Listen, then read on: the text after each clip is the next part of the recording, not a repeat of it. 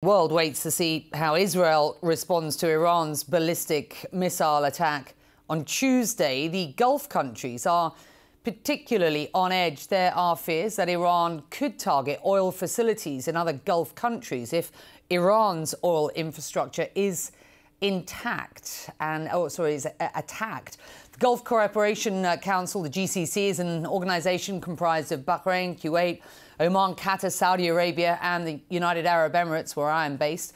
Notably, it does not include Iran. Reuters reports that this week Gulf countries tried to assure Iran of their neutrality in the conflict between Iran and Israel. Well, Ali Shahabi is an author and commentator on Gulf politics, and he says, quote, "The GCC message to the Iranians is please de-escalate." Well, Ali Shahabi joins me now from London, and it's good to have you, sir. How concerned are you? I mean, you speak to people in Gulf states a lot. You have extremely good sources. How concerned are Gulf states about getting dragged into this Israeli-Iran conflict? I think they're concerned to a certain extent.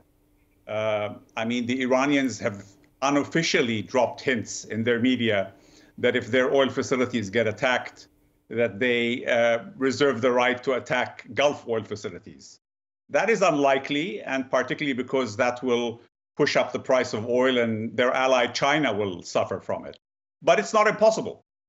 And so Gulf countries are concerned. They are trying to convince the Iranians to de-escalate, and they're trying also to convince the Americans to convince the Israelis not to escalate.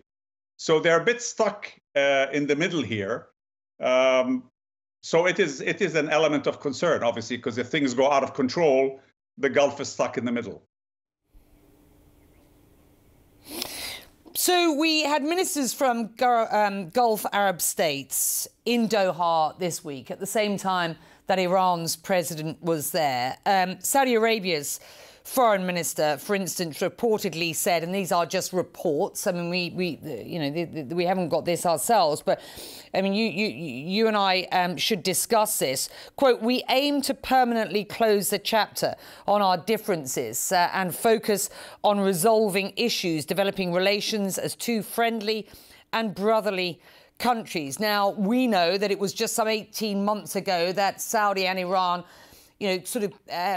completed this sort of rapprochement, as it were, mediated by China back in the time. It's never been quite clear what that rapprochement really looks like. But how important is it that you have ties these days between not just Qatar, for example, and Oman in the past, but the UAE and Saudi Arabia with Tehran? And what is the message from Gulf states, very specifically to Iran at this point?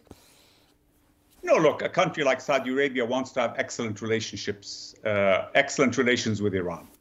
The problem is that Iran talks sweetly but behaves differently. So Saudi Arabia approaches this with a certain amount of skepticism and looks at Iranian behavior, particularly in the way Iran behaves with the Houthi militants in Yemen, and not just on Iranian rhetoric or diplomatic language. Again, it all depends on how Iran behaves, because the desire to have good relations is there in the Gulf.